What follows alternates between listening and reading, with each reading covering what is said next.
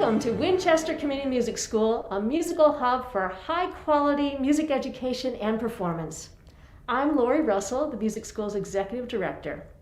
We're delighted to present Bach Alone and Together as part of this school year's Concerts for Hope series to bring musical joy and hope as we enter spring and look ahead to summer. This concert is being safely and very carefully produced right here in our home for music in Winchester, Massachusetts. And we wouldn't be able to do this without generous support from the Winchester Cultural Council, a local agency of the Massachusetts Cultural Council, along with our lead corporate sponsors, which include Don Foot Contracting, John Moriarty and Associates, the Winchester Cooperative Bank, and the Sheffield Sessions. It now gives me great pleasure to introduce you to faculty member who had the vision to curate Bach Alone and Together. Please welcome violist and string department chair, Nora Lee Walker. So the movement I've selected is the Sarabande from the Bach C minor suite. It is probably the shortest of all the solo Bach dance movements. If it's not the shortest, it's definitely the most stark, the most sparse.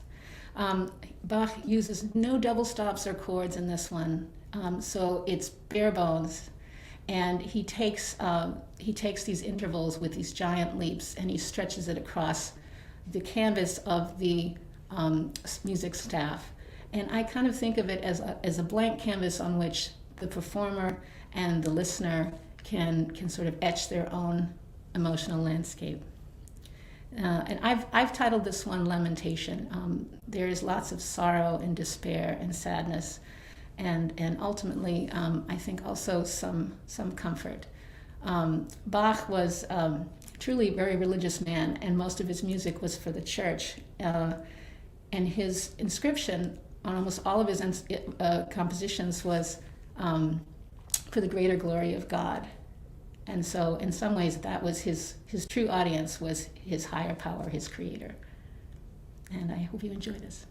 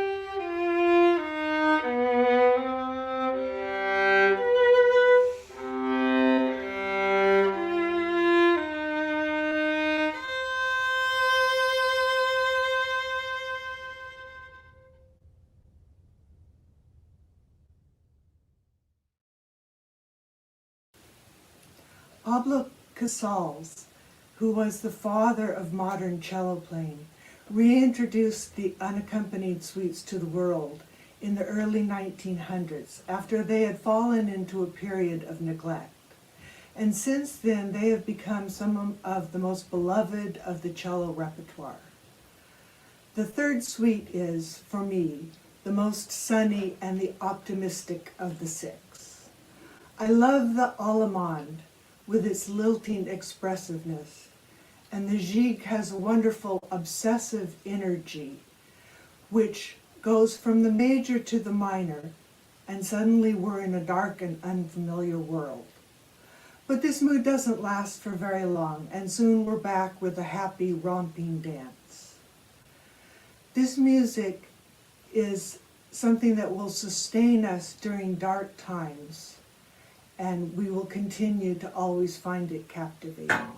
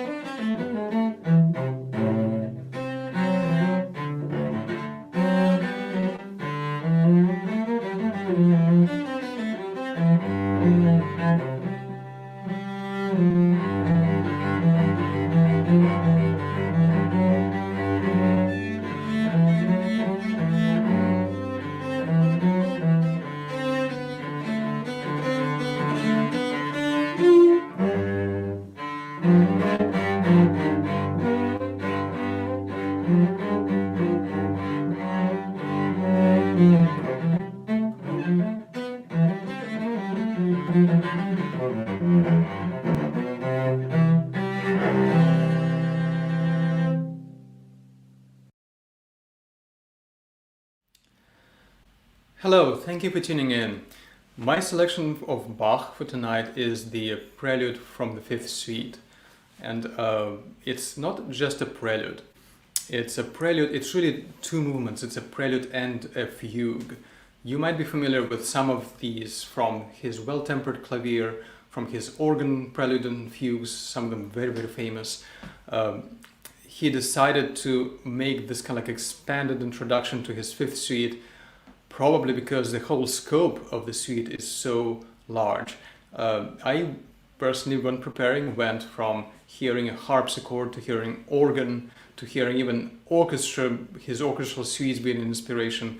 It seems like his vision for this piece is so broad and it's so layered, it's so complex that one is truly challenged in rendering it in the voice of a single instrument, and it's a very worthy challenge. It was a very exciting undertaking for me. It paid off hugely. I always loved playing solo Bach, and just on a personal level, performing solo Bach always feels like talking to you, to the audience. There is a huge amount of back and forth, which a lot of has been unfortunately lost due to the restrictions placed by the pandemic. But I gotta say that as performers, we adapt, and even as we play for these cameras and microphones, we still imagine you, we still imagine how you react, how you respond. And by now, as I recorded, I did the same. I pictured what your responses might have been to every note I perform, and it truly informed the way I play. Just on a personal note, this piece, this particular Bach, is something that I started coming back to around June, July. And a lot of my musician friends were telling me how they, as the concert ceased and as the lockdown started and all our performances evaporated, solo Bach is something we all turned towards, kind of like as a therapy perhaps, also as just a very important source of inspiration for us. And it was during the time when it wasn't just the lockdown, it was when George Floyd has been murdered and Black Lives Matter movement has started and took off around the country. The sense of global and the intersection of global and intimately personal was overwhelmingly present in this piece, and it really spoke to me. It felt like the right kind of music to play. Well, with that, I hope you enjoy my performance of this piece. Thank you.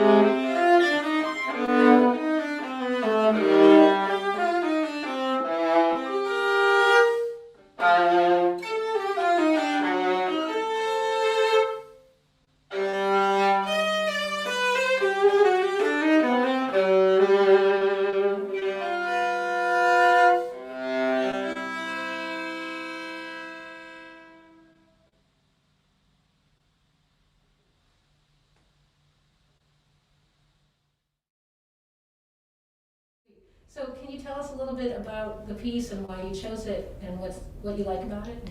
Yes, I love Presta. I probably first played it when I was a teenager, and it's kind of stayed with me. It's my favorite go-to piece. I love to pick it up and play.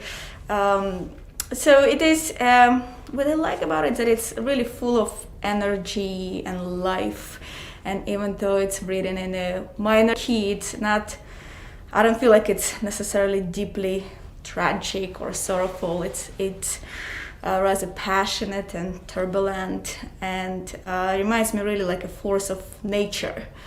If you think of a stream that starts high in the mountains and go down, and as it goes around rocks, trees, collecting water, gets stronger to become more of a river at the end. So it very much resonates with me now, and our life, especially this past year, has been quite difficult for all of us, and I think we went through a rainbow of emotions, which I really find in this piece. There is a minor and major, they interchange frequently, there is ups and downs, but there is still this unstoppable energy about it. And I really feel like, we had to look around, quiet ourselves, and reevaluate where we at in society and life, and in a way rediscover ourselves, and find that strength in us to pick up and keep going. So that's really this piece kind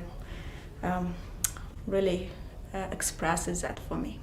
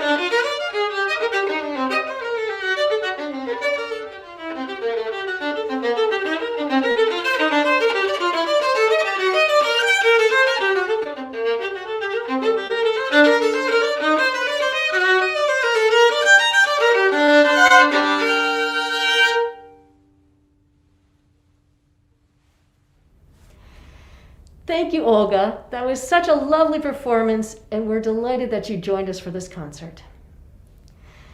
The Winchester Community Music School faculty are exceptional teaching artists and performers as well. We're very fortunate to have them in our community, and at a time when musicians and nonprofit organizations have been hit so hard during the pandemic. It's vital that we continue to provide musical opportunities such as lessons, classes, and performances like the one you're watching right now to bring joy and solace to so many people, young and old.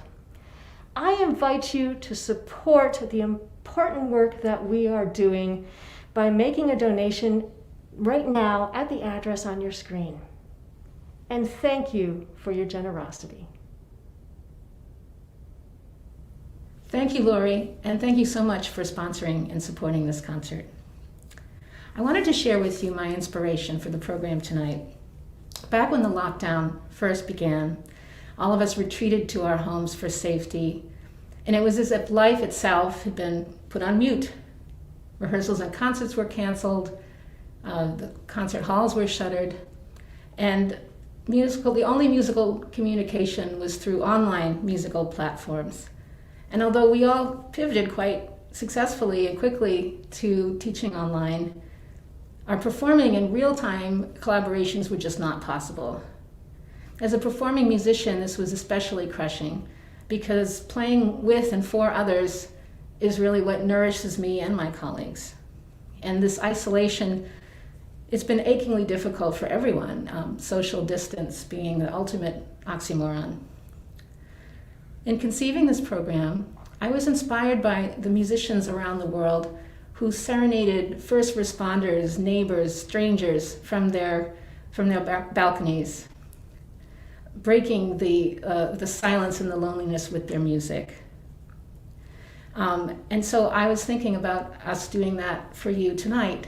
And in fact, one of my editions of the Cello Suites transcribed for viola is actually, in German, it's für Viola, für Bratsche allein, which is for viola alone.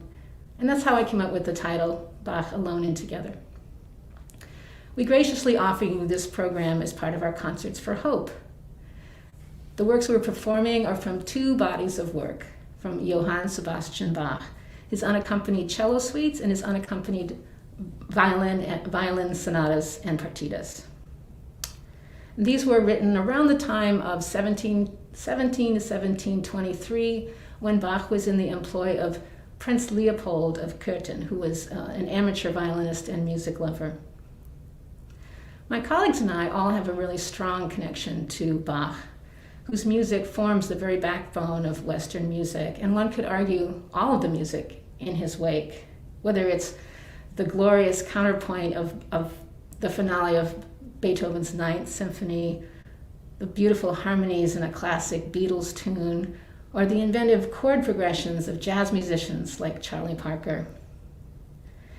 When we play Bach's music, we are granted access to the full range of human experience and emotion. And so in that sense, while we are alone, we are also together, from our homes to yours. I hope you enjoy the program.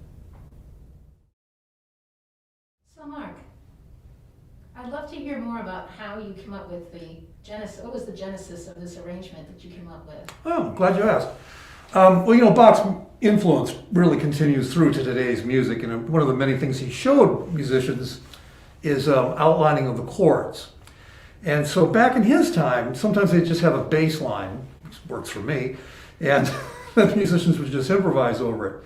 In the Cello Suites, he clearly has harmonic structure and the music is outlining it. Well, this is what jazz musicians, particularly in the bebop period, do today. Some of Bach's licks sound exactly like Bird, Dizzy, and Monk's licks or phrases. It's really quite remarkable. I almost always incorporate Bach into my teaching, no matter what the student's musical interest is, just because there's so much that the student can learn and absorb. The genesis of this arrangement is that I had a student who questioned why I was having him study Bach, and at the time he was working on this particular piece. So he was also working on Miles Davis's All Blues. So And the all blues bass line goes something like this.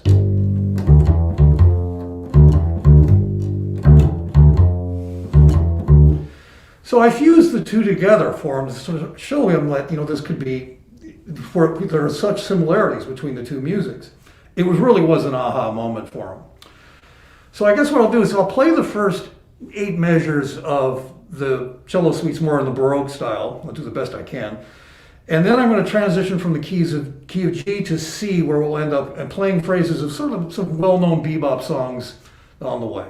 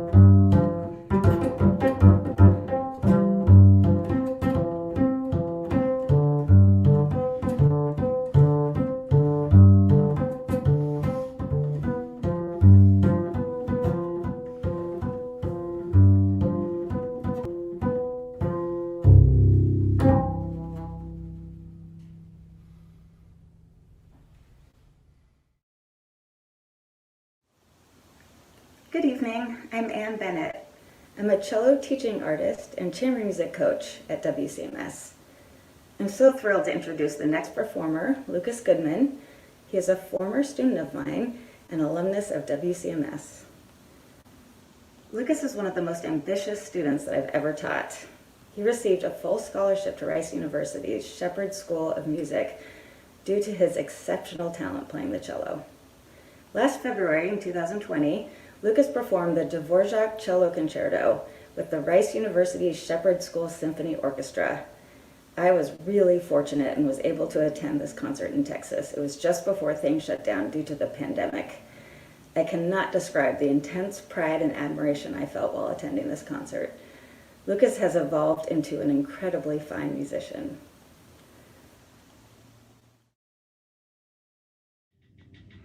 Hi, my name is Lucas Goodman, and I studied at WCMS from, I want to say, 2006 until 2016 when I graduated high school.